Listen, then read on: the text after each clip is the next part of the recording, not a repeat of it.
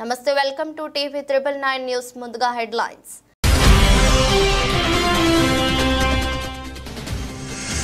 చైనాలో dating simulation game AI boyfriends కు విపరీతంగా పెరుగుతున్న ఆదరణ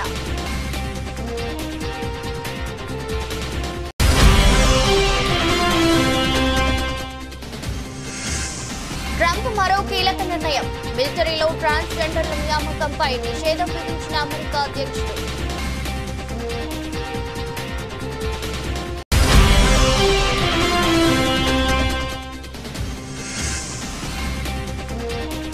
ఢిల్లీ రైల్వే స్టేషన్లో తొక్కిసలాట 18 మంది మృతి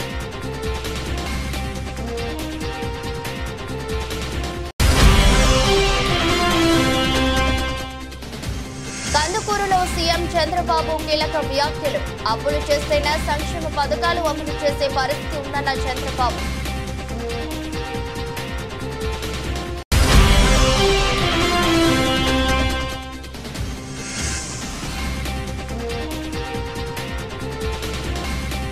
వంశీని వదిలిపెట్టం అరెస్టుపై Lokesh first reaction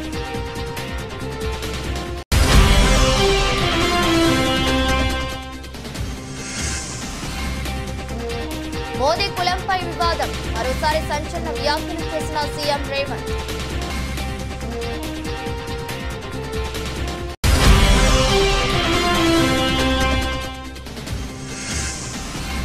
Delhi railway స్టేషన్లో తొక్కిసలాట 10 లక్షల ఎక్స్గ్రేషియా ప్రకటించిన కేంద్రం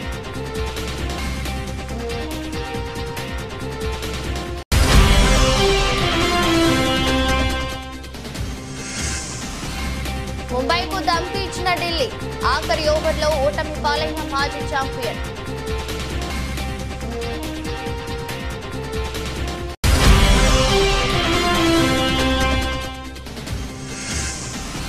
రెండు రోజుల్లోనే 100 కోట్ల దిశగా బాలీవుడ్ మూవీ బాక్సాఫీస్ వద్ద సంచలనం నమోదు చేస్తున్న చావా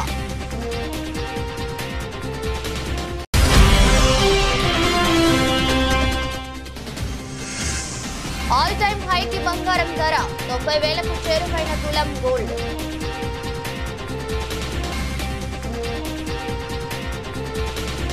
నా మెసేజ్లకు స్పందించడు నేను చేసే ఫోన్ కాల్స్ ఎత్తడు నా రోజువారీ ముచ్చట్లు ఓపిగ్గా వినడు నన్ను బుజ్జగించడు నన్ను అస్తమానం పొగడడు సాధారణంగా ప్రతి ప్రేయసి తన ప్రియుడిపై చేసే ఫిర్యాదులివి అయితే ఈ సమస్యలన్నిటినీ భర్తీ చేసే సాంకేతికత వస్తే ఎలా ఉంటుంది ఆ కృత్రిమ క్యారెక్టర్ నిజమని భావిస్తూ దానితో చాటింగ్ లో యువతలు మునిగేలా నిజం చేస్తే ఎలా ఉంటుంది అయితే ఈ ఆలోచన భారత్ లో నిజం కాకపోవచ్చేమో కానీ చైనాలో పూర్తిగా విజయవంతమైంది కృత్రిమ మేధతో సృష్టించిన కృత్రిమ బాయ్ ఫ్రెండ్స్ ఇప్పుడు చైనాలో ఎంత ప్రాచుర్యం పొందారో దీనిని సృష్టించిన వ్యాపారవేత్త ఇప్పుడు బిలియనీర్ అయిపోయారు ఈ వ్యాపార విజయాన్ని పరిశీలిస్తే సమాజంలో ఇలాంటి అసాధారణ భాగస్వాములు భవిష్యత్తులో మరింత అవసరమన్న విషయాన్ని చెప్పకనే చెబుతుంది ఫోర్బ్స్ కథనం ప్రకారం షాంఘై కేంద్రం గయావు రున్హా సృష్టించిన dating simulation game love and deep space 60 లక్షల మందిని ఆకర్షించింది సగటు యువతి తన ప్రియుడు ఎలా ఉండాలని కోరుకుంటుందో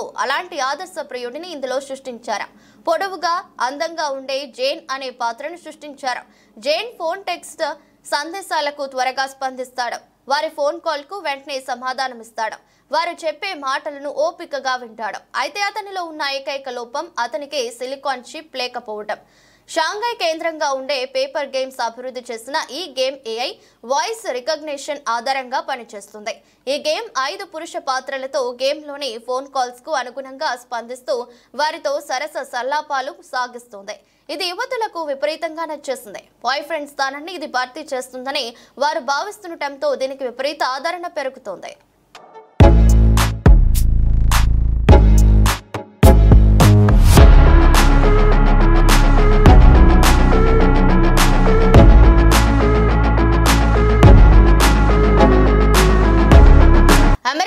అధ్యక్షుడు డొనాల్డ్ ట్రంప్ మరో కీలక నిర్ణయం తీసుకున్నారు. మిలిటరీలో ట్రాన్స్జెండర్ల నియామకంపై నిషేధం విధిస్తూ నిర్ణయం తీసుకున్నారు.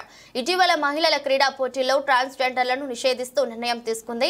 తాజాగా మిలిటరీ విభాగంలో ట్రాన్స్జెండర్ల నియామకాన్ని నిషేధించినట్లుగా అమెరికా సైన్యం ఎక్స్ వేదికగా పోస్ట్ చేసింది. వెంటనే ఈ నిర్ణయం అమల్లోకి వస్తుందని ఆర్మీ పేర్కొంది. డొనాల్డ్ ట్రంప్ తొలిసారి అధికారంలోకి వచ్చినప్పుడు ట్రాన్స్జెండర్ల సాయుధ దళాల్లో చేరకుండా ఉత్తర్వులు జారీ చేశారు. అయితే అప్పటికే సైన్యంలో పనిచేస్తున్న వారిని మాత్రం కొనసాగించారు. తాజాగా మరోసారి లింగ మార్పిడి వ్యక్తులను సైన్యంలో చేరకుండా నిషేధించింది.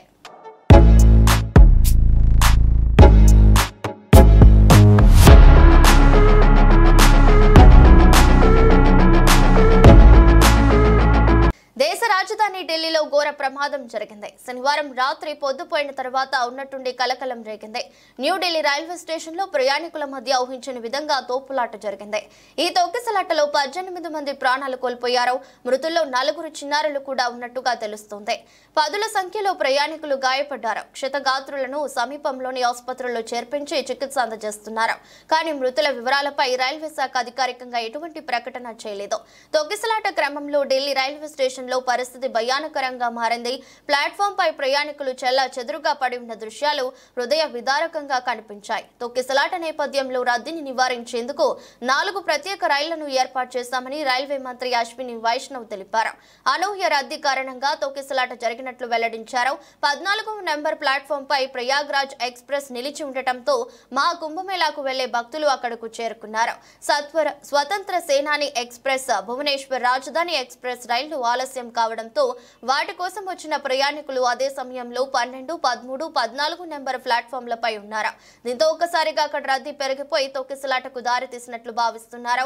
ఉత్తరప్రదేశ్ లోని ప్రయాగ్రాజ్ లో జరుగుతున్న మహా కుంభమేళాకు భక్తులు పోటెత్తుతున్నారు. గత నెలలో ప్రారంభమైన కుంభమేళా ఈ నెల 26న ముగియనుంది.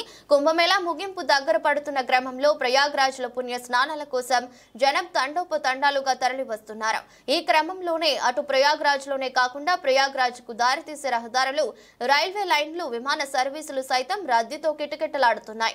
ఈ క్రమంలోనే శనివారం రాత్రి ప్రయాగ్రాజ్ వెళ్లేందుకు న్యూఢిల్లీ రైల్వే స్టేషన్ లో నెలకొన్న రద్దీ కారణంగానే ప్రయాణికుల మధ్య తోపులాట జరిగిందనే సమాచారం.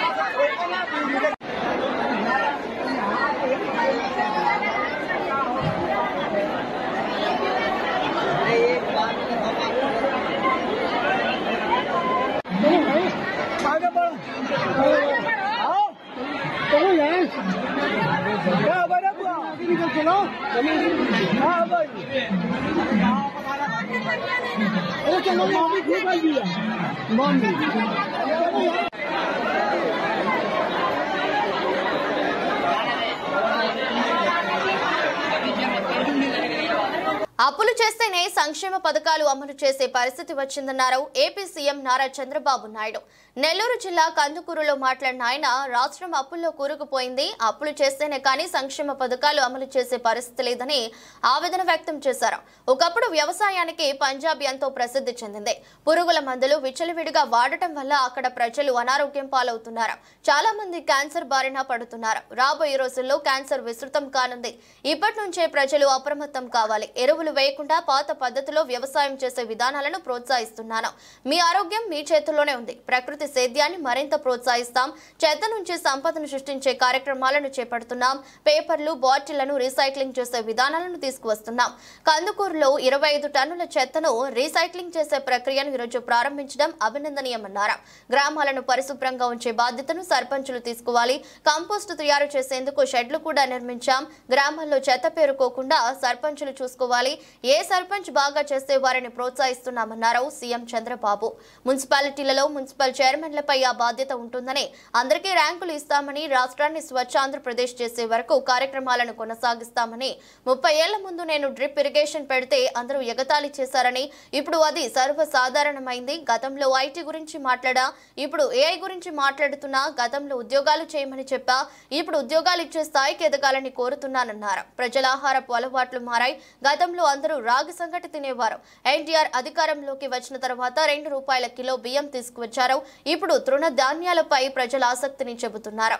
రైతులతో కూడా మార్పు రావాలి. ప్రజల అవసరాలకు అనువైన పంటలను పండించాలని సూచించారు. ఏ కార్యక్రమం చేసినా పేదవాళ్ళని దృష్టిలో పెట్టుకుంటాం, అభాగ్యులను దృష్టిలో పెట్టుకుంటాం.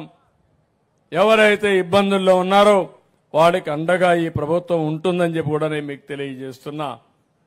ఇది అయిన తర్వాత స్వచ్ఛ ఆంధ్రప్రదేశ్ని ఒక ఉద్యమంగా తీసుకుపోవడానికి ముందుకు పోతున్నాం.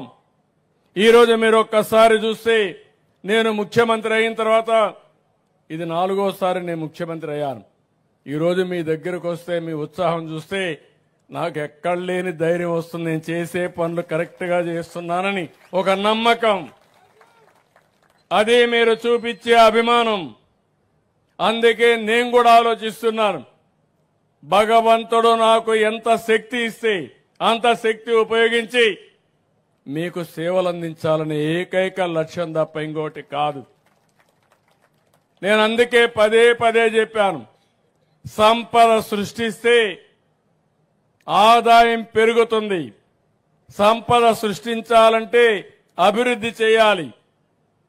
ఆదాయం వస్తే ఆ ఆదాయాన్ని పేదల సంక్షేమం కోసం ఖర్చు పెడతాం. పింఛన్లు ఇస్తాం, ఇంకా అనేక కార్యక్రమాలకు తల్లికి వందనం అన్ని ఇస్తాం. అది చేసి మళ్ళా అభివృద్ధి పైన ఖర్చు పెడితే నిరంతరం ఆదాయం పెరుగుతుంది. ఇది ఎక్కడ కూడా ప్రపంచం అంతా జరిగే విధానం. కానీ 5 సంవత్సరాల్లో ఆదాయం పెరగలేదు, సంపద సృష్టించబడలేదు. అప్పులు విపరీతంగా చేశారు. 10 లక్షల కోట్ల రూపాయలు అప్పు చేశారు. ఆ అప్పుకు వడ్డీ కట్టాలి, అసలు కట్టాలి. ఇప్పుడు ఆ అప్పులో చూస్తే నాకు భయం వేస్తా ఉంది. ఎందుకంటే మా ఆఫీస్కి వచ్చి మొన్నైతే మీరు అప్పు కట్టలేదని తకామని నోటీసు పంపించి స్టాక్ ఎక్స్చేంజ్ కూడా పంపించేశారు. పలాని గవర్నమెంట్ డబ్బులు కట్టలేదు కాబట్టి ఆ డబ్బులు రికవర్ చేయడానికి ఏం చేయాలో చేస్తామని నోటీసు పంపిస్తే ఇమ్మీడియట్ గా అప్పులు చేసి ఆ డబ్బులు కట్టాల్సి వచ్చింది. కట్టకపోతే ఏమవుతుందంటారు మీరు? కట్టకపోతే ఎవడు అప్పు కూడా ఇవ్వడు.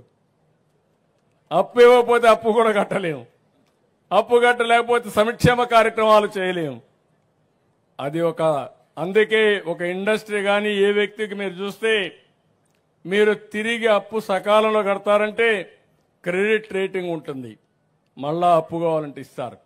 నేను మొన్న బ్యాంకర్స్తో మాట్లాడినప్పుడు చెప్పాను, రైతులకి అందరికి కూడా ఎవరైనా సరే రెగ్యులర్గా అప్పు కట్టే వాళ్ళకి 15 నిమిషాల్లో డబ్బులు ఇస్తారు. మీరు ఇక్కడి నుంచి ఫోన్లో చెప్పేస్తే పేటిఎంలోని మీ పేమెంట్లోనే ఆటోమేటిక్గా డబ్బులు ఇచ్చే పరిస్థితి వస్తారు. అది క్రెడిబిలిటీకి ఉండే విశ్వసనీయత. అలాంటిది ఇప్పుడు నేను ఇది కట్టాలి, మళ్ళా సంపద సృష్టించాలి. అందుకే మీరు చూశారు 8 నెలలుగా ఎప్పుడూ జరగని అభివృద్ధి కార్యక్రమాలకు శ్రీకారం చుట్టాను. మొత్తం చేసేయాలని సంకల్పం ఉంది, పరిగెత్తాలని ఉంది. కానీ గల్లా పెట్టి మాత్రం సహకరించడం లేదు. కానీ పర్వాలేదు, నాకు నమ్మకం ఉంది ఇది తాత్కాలికమైన ఇబ్బంది. ఆ ఇబ్బందిని అధిగమించే శక్తి నాకుందనేది నా అభిప్రాయం. అందుకే మీరు చూస్తే 5 సంవత్సరాలు ఒక తట్ట మట్టేయలేదు రోడ్డు మీద. నేను వస్తానే 1600 కోట్ల రూపాయలు ఖర్చు పెట్టి ప్రతి ఒక్క రోడ్లో కూడా గుంతలు లేని రోడ్లుగా తయారు చేశామంటే అది ఈ ప్రభుత్వం యొక్క దృఢ సంకల్పం. వల్లభనేని వంశీ అరెస్టుపై మంత్రి నారా లోకేష్ స్పందించారు. దళిత యువకుడిని కిడ్నాప్ చేసినందుకు వంశీ జైలుకు వెళ్లాడన్నారు. తప్పు చేసిన వైసీపీ నేతలందరినీ చట్ట ప్రకారం శిక్షిస్తామని స్పష్టం చేశారు. వంశీపై కూడా చట్ట ప్రకారం చర్యలు ఉంటాయని, తప్పు చేసిన వైసీపీ నేతలను చట్టపరంగా శిక్షిస్తామని, 2019-24 మధ్య కొనసాగిన రాజకాల పాలనను అందరూ చూశారన్నారు. ప్రజా సమస్యలపై పోరాడిన తమపై అక్రమ కేసులు పెట్టారని ఆరోపించారు. అక్రమాలను నిలదీస్తే టీడీపీ ఆఫీస్పై దాడి చేశారన్నారు. 2019 ఎన్నికల్లో టీడీపీ నుంచి గన్నవరం ఎమ్మెల్యేగా విజయం సాధించిన వల్లభనేని వంశీ ఎలక్షన్ తర్వాత వైసీపీకి మద్దతు ప్రకటించారు. అయితే అనంతరం టీడీపీ అధినేత చంద్రబాబు ఆయన కుటుంబ సభ్యులపై తీవ్ర వ్యాఖ్యలు చేశారు. టీడీపీ ఆఫీస్పై దాడి కేసులోనూ వంశీ నిందితుడిగా ఉన్నారు. ఈ నేపథ్యంలో గత ఎన్నికల్లో టీడీపీ కూటమి అధికారంలోకి వచ్చిన నాటి నుంచి వంశీ అరెస్టు ఖాయమన్న ప్రచారం జోరుగా సాగుతుంది. అయితే ఇటీవల దళిత యువకుడి కిడ్నాప్ కేసులో ఏపీ పోలీసులు వంశీని అరెస్ట్ చేశారు. 2019 నుంచి 24 వరకు ఆంధ్ర రాష్ట్రంలో ఎలా పరిపాలన జరిగిందో ప్రజలందరూ తెలిసిన విషయమే. ఆనాడు ప్రతిపక్ష నేత కానివ్వండి, ప్రజాప్రతినిధులు కానివ్వండి, ఇతర పార్టీ నాయకులు మేమందరం కూడా ప్రజల తరఫున ప్రజల సమస్యలపైన పోరాడాలని అడుగడుగునా మమ్మల్ని ఇబ్బంది పెడతాం జరిగింది. మమ్మల్ని రానిలేదు. ఏకంగా ప్రతిపక్ష నేతని ఇంటి నుంచి బయటికి రానికుండా గేటు కూడా ఆనాడు తాడు కట్టేస్తాం జరిగింది. మేము ప్రెస్ మీట్ లో గత ప్రభుత్వాన్ని నిలదీస్తే కావాలని మా పైన కేసులు పెడతాం కానివ్వండి, ఏకంగా మా పార్టీ ఆఫీస్ పైన దేవాలయంగా భావించే తెలుగుదేశం పార్టీ కేంద్ర కార్యాలయం పైన దాడి చేశారు. గన్నవరం పార్టీ ఆఫీస్ పైన దాడి చేశారు. ఇట్లా ప్రతిరోజు ఒకరిని జైలుకి తీసుకెళ్తాం, మా పైన దాడులు చేస్తాం.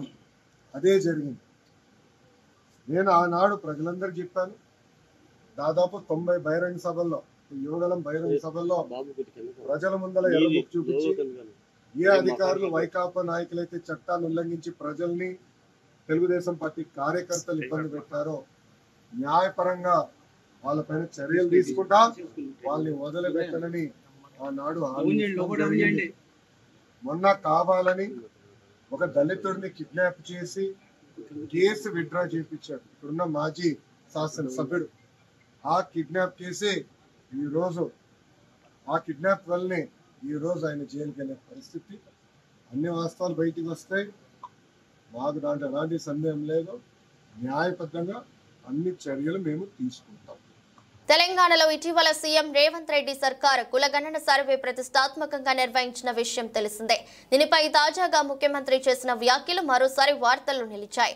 తెలంగాణలో చేపట్టిన కులగణనను రాహుల్ గాంధీకి క్లియర్ గా వివరించినట్లు రేవంత్ తెలిపారు. ఈ సర్వే పూర్తిగా శాస్త్రీయంగా జరిగిందన్నారు. తెలంగాణలో బహిరంగ సభకు సన్నాహాలు చేస్తున్నామని, దీనికి రాహుల్ గాంధీ తప్పక హాజరవుతారన్నారు. రాహుల్ గాంధీ చెప్పిన ఆదేశాలను తూచా తప్పకుండా ఫాలో అయినట్లు చెప్పారు.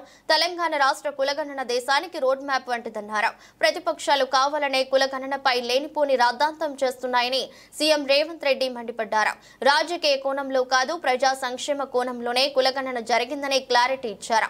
కావాలనే కొందరు ప్రజలను ఉద్రేకపరిచే విధంగా ప్రయత్నం చేస్తున్నారన్నారు. కులగణనపై అసెంబ్లీలో తీర్మానం చేసి పార్లమెంటుకు బిల్లు తీసుకొస్తామన్నారు. అదేవిధంగా పార్టీ మారిన ఎమ్మెల్యేల విషయంలో అత్యున్నత ధర్మాసనం ఇచ్చే తీర్పు కోసం వేచి చూస్తున్నామన్నారు. సుప్రీంకోర్టు తీర్పు కంటే ముందే కేటీఆర్ ఏదేదో చెప్తున్నాడని కూడా మండిపడ్డారు. సబితా ఇంద్రారెడ్డి, తలసాని శ్రీనివాస్ యాదవ్లు ఏ పార్టీలో గెలిచి ఏ పార్టీలో మంత్రులుగా పనిచేశారో గుర్తు చేసుకోవాలన్నారు. ప్రధానిని కించపరిచేలా తాను ఎక్కడా కూడా మాట్లాడలేదని, ఉన్నది ఉన్నట్టుగానే చెప్పానని క్లారిటీ ఇచ్చారు. బీజేపీ నేతలు సైతం అదే విషయాన్ని ఒప్పుకున్నారన్నారు. తాను కొందరికి నచ్చకపోతే అది తన సమస్య కాదన్నారు. కానీ నా పని నేను చేస్తున్నానని చెప్పారు. తనను ఎవరు కూడా ప్రశ్నించే పరిస్థితి తెచ్చుకోనని అన్నారు.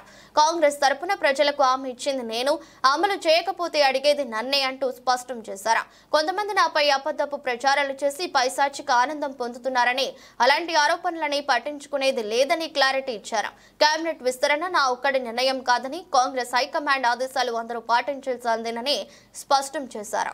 మోడీని నిలదీసిండు కాబట్టి బీజేపీలు భయపడి ఈ రోజు కుట్ర చేసి మోడీ మెడల్ వంచుతాడు రాహుల్ గాంధీ అనే భయానికి ఈ లెక్కను తప్పుల తడకగా చూపించి కోల్డ్ స్టోరేజ్లో పెట్టాలని వాళ్ళు ప్రయత్నం చేస్తారు. ఈ లెక్క తేలితే తమ సంగతి అసలు బండారం బయటపడుతుందని చంద్రశేఖరరావు గారు దీన్ని ఇంకొక పక్కన అదే చేస్తారు. వీళ్ళిద్దరు ఒకే రకంగా ఆలోచన చేస్తారు. ఈడున్న వేదిక మీద ఉన్న మిత్రులకు కిందున్న వాళ్ళకు ఒక విషయం చెప్పాలి. మోడీ గారు నేను బీసీని అంటాడు. మోడీ గారు వాస్తవంగా బీసీ కాదయా, లీగల్లీ కన్వర్టెడ్ బీసీ.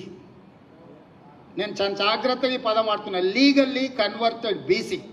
2001 వరకు ఆయన ముఖ్యమంత్రి కానంత వరకు ఆయన కులము గుజరాత్ రాష్ట్రంలో ఉన్నత వర్గాలలో ఉండే. ఆయన ముఖ్యమంత్రి అయినాక ఆ కులాన్ని తీసుకొచ్చి బీసీలో కలుపుకున్నాడయా చట్టం చేసి. ఆయన పుట్టుకతో బీసీ కాదు, నరేంద్ర మోడీ గారు పుట్టుకతో బీసీ కాదు, పుట్టుకతో ఉన్నత కులము. కానీ 2001లో ఆయన ముఖ్యమంత్రి అయిన తర్వాత ఆయన కులాన్ని తీసుకొచ్చి బీసీ కులాలలో కలిపి మీ దాంట్లో ఇత్తేసి పొత్తుగూడిండు. ఇక మీ ఇష్టం, ఆ పైన మీ ఇష్టం. ఆయన కుర్చీలో నేను బీసీని ఉన్నా కదా మీకు అందరికి ఎందుకు అంటుండు. ఆయన సర్టిఫికెట్ ఈరోజు బీసీ ఉండొచ్చు, కానీ మనస్తత్వం మాత్రము బీసీల వ్యతిరేక మనస్తత్వం. బీసీ ప్రధానమంత్రి అయితే 2021లో జనాభా లెక్కలు ఎందుకు చేయలేదు, జనాభా లెక్కలలో బీసీ కులాల లెక్కెందుకు తేల్చలేదు. ఢిల్లీ రైల్వే స్టేషన్ లో జరిగిన తొక్కిసలాటలో ప్రాణాలు కోల్పోయిన వారి కుటుంబాలకు భారత రైల్వే శాఖ ఫిబ్రవరి 16వ తేదీ ఆదివారం 10 లక్షల ఎక్స్గ్రేషియా ప్రకటించింది. తీవ్రంగా గాయపడిన వారికి 2.5 లక్షల పరిహారం, స్వల్పంగా గాయపడిన వారికి 1 లక్ష పరిహారం కేటాయిస్తూ నిర్ణయం తీసుకుంది. కాగా మహాకుంభమేళా కోసం ప్రయాగ్రాజ్ కు వెళ్లే రైళ్లు ఎక్కడానికి పెద్ద సంఖ్యలో జనం గుమిగూడటంతో శనివారం రాత్రి 9:55 ప్రాంతంలో 14-15 ప్లాట్ఫామ్లపై ఈ ఘటన చోటు చేసుకుంది. ఈ ఘటనలో 18 మంది ప్రాణాలు కోల్పోగా డజనుకు పైగా మంది గాయపడ్డారు. మృతుల్లో 15 మందిని సెంట్రల్ ఢిల్లీలోని లోక్ నాయక్ జయప్రకాష్ ఆసుపత్రికి తీసుకెళ్లినట్లు ఢిల్లీ ముఖ్యమంత్రి అతిష్ తెలిపారు. బాధితుల్లో 2 తప్ప మిగతా వారందరినీ అధికారులు గుర్తించారు. వారిలో 3 పిల్లలు కూడా ఉన్నారు. ఈ దుర్ఘటనపై రైల్వే బోర్డు ఉన్నత స్థాయి దర్యాప్తు ప్రారంభించింది.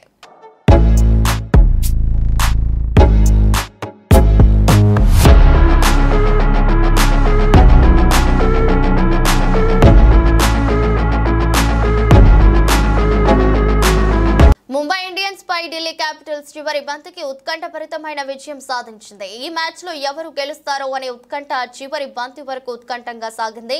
ఆఖరి బంతికి 2 పరుగులు అవసరమయ్యాయి. అయితే అరుంధతి చివరి బంతికి 2 పరుగులు తీసి మ్యాచ్ ను తన వైపునకు తిప్పుకుంది. తర్వాత ఢిల్లీ చేతిలో మాజీ ఛాంపియన్ ముంబై ఇండియన్స్ కు పరాజయం తప్పలేదు. ఈ మ్యాచ్ లో టాస్ గెలిచిన ఢిల్లీ క్యాపిటల్స్ ముందుగా బౌలింగ్ చేయాలని నిర్ణయించుకుంది. అందుకు తగ్గట్టుగానే ముంబై ఇండియన్స్ ను 19 ఓవర్లలో 164 పరుగులకే పరిమితం చేసింది. అనంతరం ముంబై ఇండియన్స్ నిర్దేశించిన 165 పరుగుల లక్ష్యాన్ని ఢిల్లీ క్యాపిటల్స్ 8 వికెట్లు కోల్పోయి చివరి బంతికి అందుకుంది. ఢిల్లీ విజయానికి చివరి ఓవర్లో 10 పరుగులు అవసరమయ్యాయి. చివరి ఓవర్ను ఎస్ సంచనకు అప్పగించింది ముంబై కెప్టెన్.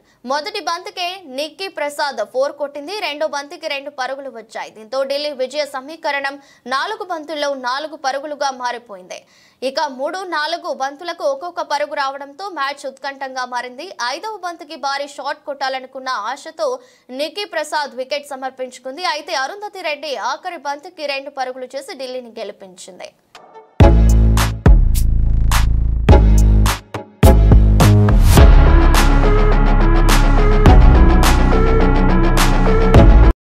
ఛత్రపతి శివాజీ మహారాజ్ జీవిత కథ ఆధారంగా రూపొందిన లేటెస్ట్ మూవీ చావా. ఉటేకర్ దర్శకత్వంలో విక్కీ కౌశల్ హీరోగా ఫిబ్రవరి 14న విడుదలైన ఈ హిస్టారికల్ డ్రామా బాక్స్ ఆఫీస్ వద్ద సంచలనం సృష్టిస్తుంది. 2025లో బాలీవుడ్ బిగ్గెస్ట్ ఓపెనర్ గా రికార్డు క్రియేట్ చేసింది. 2 రోజుల్లోనే ఈ చిత్రం 100 కోట్ల దిశగా దూసుకెళ్తుంది. మొదటి రోజు 31 కోట్లతో అద్భుతమైన ఓపెనింగ్ సాధించిన ఈ చిత్రం 2వ రోజు కూడా అదే జోరు కొనసాగించింది. శనివారం 36.5 కోట్ల వసూళ్లను సాధించింది. మొత్తం ప్రపంచ వ్యాప్తంగా 2 రోజుల్లో 70 కోట్లు మార్కుకు చేరుకుంది. దీంతో తొలి వారంతోనే చావా 100 కోట్ల క్లబ్ లోకి చేరడం ఖాయమని పక్కా అని చెబుతున్నారు ట్రేడ్ నిపుణులు. ఆక్యుపెన్సీ విషయానికి వస్తే 2వ రోజు ఈ చిత్రం మొత్తం 50.34% ఆక్యుపెన్సీ సాధించింది. ఉదయం షోలలో 32.91%, మధ్యాహ్నం 47.06%, సాయంత్రం 52.57%తో మరింత పెరిగింది. రాత్రి షోలలో 69.02%తో అత్యధిక ఆక్యుపెన్సీ రేటు కనిపించింది. విక్కీ కౌశల్ కెరీర్లోనే బిగ్గెస్ట్ ఓపెనర్ గా చావా నిలిచింది. ఈ చిత్రంలో సంభాజీ మహారాజ్ భార్య యేసుబాయి పాత్రలో రష్మిక నటించింది. సంభాజీ మహారాజ్ పాత్రలో విక్కీ కౌశల్ నటనకు ప్రేక్షకులు ఫిదా అయిపోయారు. రామజోయారావు విక్కీ సంభాజీ పాత్రకు జీవం పోసారని చెబుతున్నారు. అంతేకాదు సినిమా చూసిన కొంతమంది ఆడియన్స్ కన్నిటితో బయటకు వస్తున్నారు. సినిమాలో చివరి 40 నిమిషాలు అద్భుతంగా ఉందని రివ్యూలు వస్తున్నాయి. బ్రిటిష్ వారితో పోరాడి ప్రాణాలు పోగొట్టుకున్న సంభాజీ మహారాజ్ జీవిత కథను సినిమాగా మలిచి ఎంతో అద్భుతంగా చూపించారు డైరెక్టర్ లక్ష్మణ్.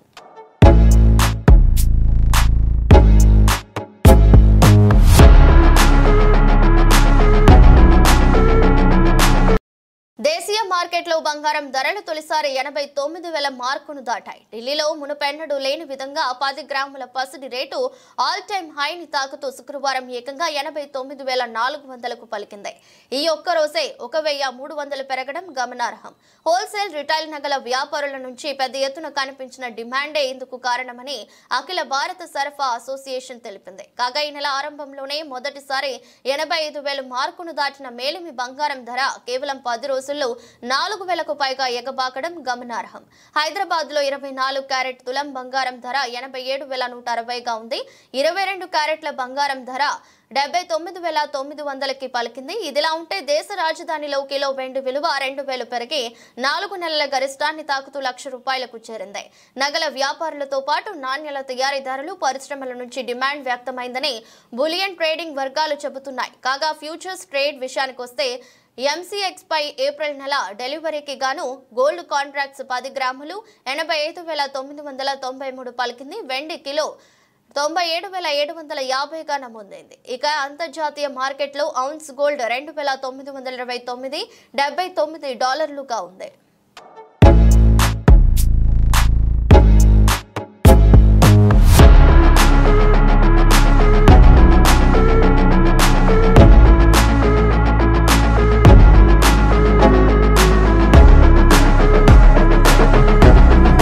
వార్తలు ముగించే ముందు మరోసారి హెడ్లైన్స్.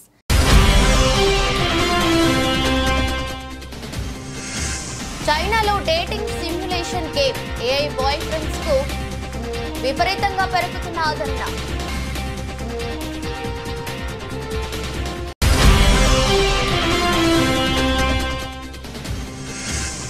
ట్రంప్ మరో కీలక నిర్ణయం. మిలిటరీలో ట్రాన్స్జెండర్ల నియామకంపై నిషేధం విధించిన అమెరికా అధ్యక్షుడు.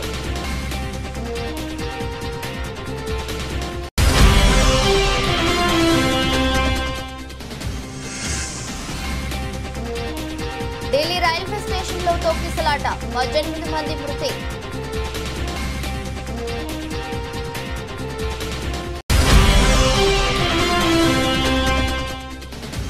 కందుకూరులో సీఎం చంద్రబాబు కీలక వ్యాఖ్యలు. అప్పులు చేస్తేనే సంక్షేమ పథకాలు అమలు చేసే పరిస్థితి ఉందన్న చంద్రబాబు.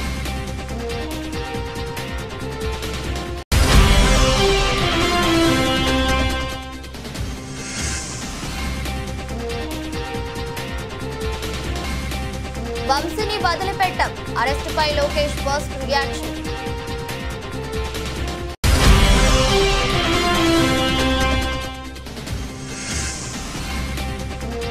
మోదీ కులంపై వివాదం, మరోసారి సంచలన వ్యాఖ్యలు చేసిన సీఎం రేవంత్.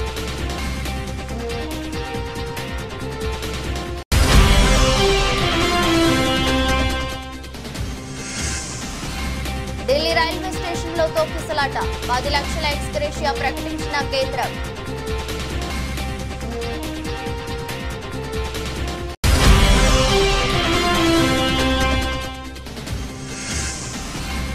ముంబైకు ధమ్కి ఇచ్చిన ఢిల్లీ, ఆఖరి ఓవర్లో ఓటమి పాలైన మాజీ ఛాంపియన్.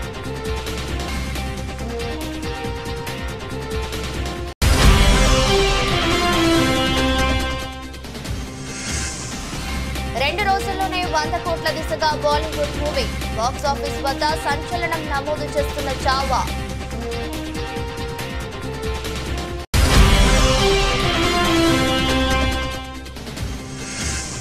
ఆల్ టైమ్ హైకి బంగారం ధర, 90,000కు చేరువైన తులం గోల్డ్.